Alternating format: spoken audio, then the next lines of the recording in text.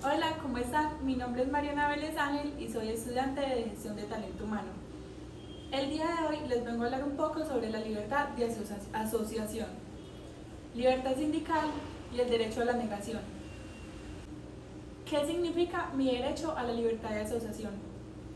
La libertad de asociación es un derecho individual que indica que todas las personas puedan tener diferentes recursos para manifestar sus opiniones y participar en la vida pública. La libertad de asociación es el derecho que tenemos todas las personas a organizar reuniones pacíficas o a crear organizaciones con otras personas o integrarnos a las ya existentes para trabajar en favor de nuestros intereses y de nuestros derechos. Nadie puede obligar a alguien más a pertenecer a un grupo o asociación mediante represalias o por el temor a ser intimidado, hostigado, lesionado, sexualmente agredido, golpeado, detenido o recluido de manera arbitraria, torturado, asesinado o objeto de desaparición forzada. Porque la libertad de asociación es un elemento de democracia. La libertad de reunión y de asociación pacífica nos ofrece la posibilidad de expresar nuestras opiniones políticas, participar en proyectos artísticos o otras actividades culturales, económicas y sociales, además de tomar parte en cultos religiosos, formar sindicatos y afiliarme a ellos y elegir representantes para defender mis intereses, en otras palabras. Permite la convivencia de personas y grupos diversos. Las manifestaciones pacíficas nos permiten mostrar oposiciones al desempeño del gobierno, las leyes o políticas.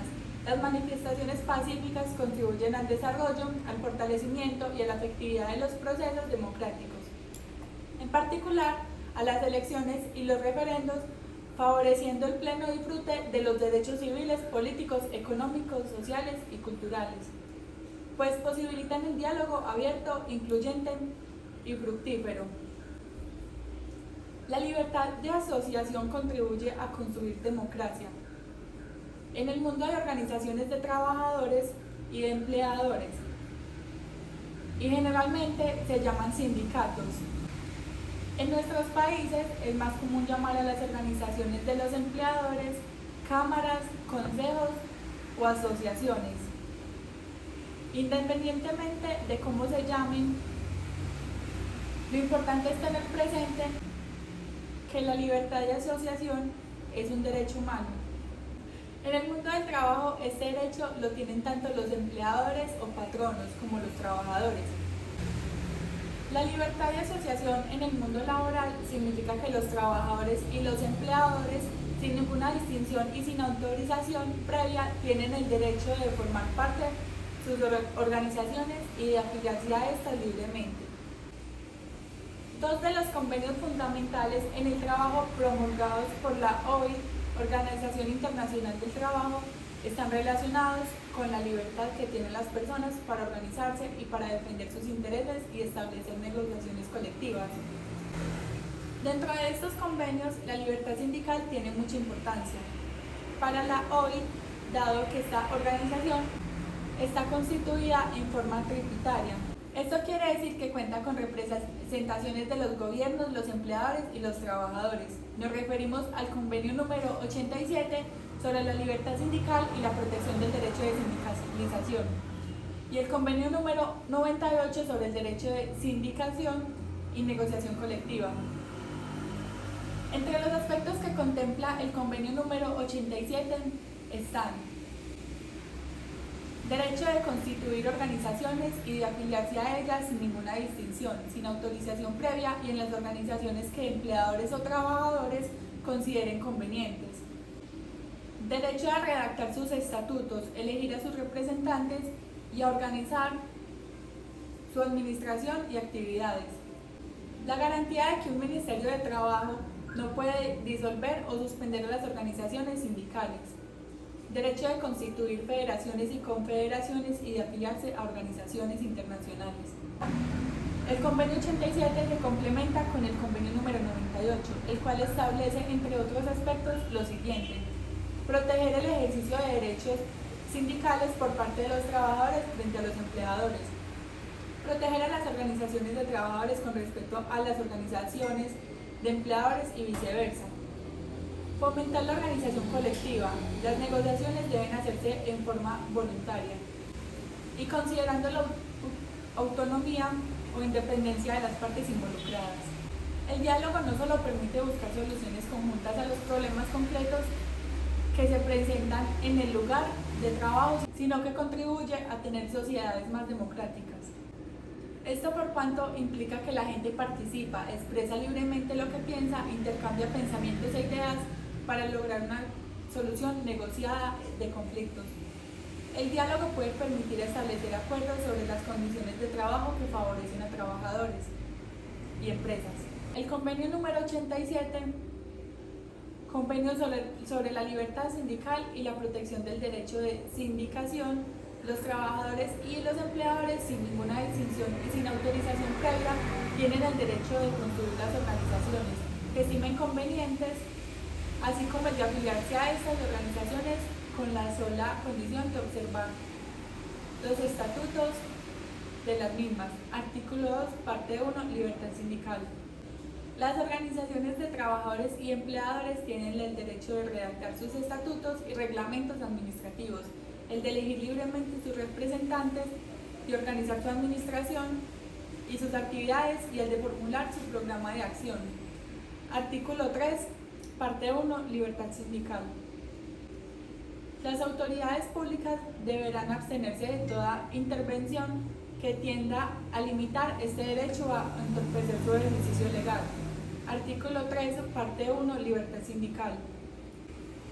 Las organizaciones de los trabajadores y empleadores no están sujetas a disolución o suspensión por vía administrativa. Artículo 4, parte 1, libertad sindical.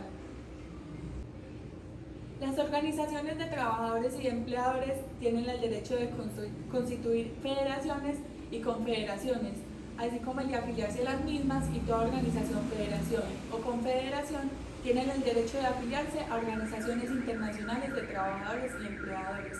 Este es el artículo 5, parte 1, libertad sindical.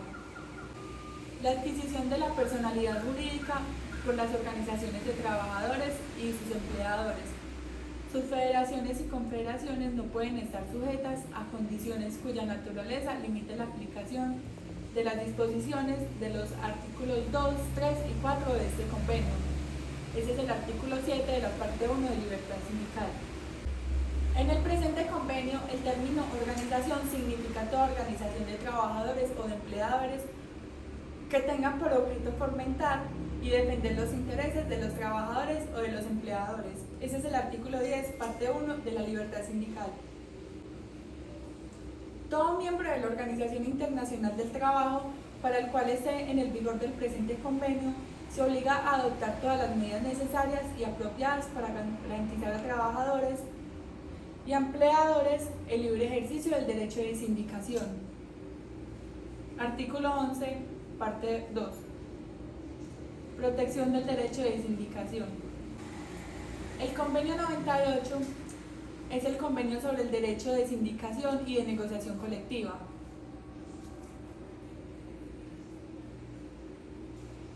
Los trabajadores deberán gozar adecuada protección contra todo acto de discriminación tendiente a menoscabar la libertad sindical en la relación con su empleo. Dicha protección deberá ejercerse especialmente contra todo acto que tenga por objeto a sujetar el empleo de un trabajador a la condición de que no se afilie a un sindicato, o la de dejar de ser miembro de un sindicato. B. Despedir a un trabajador o perjudicarlo en cualquier otra forma a causa de afiliación sindical o de su participación en efectivas sindicales, fuera de las horas de trabajo o con el consentimiento del empleador durante las horas de trabajo.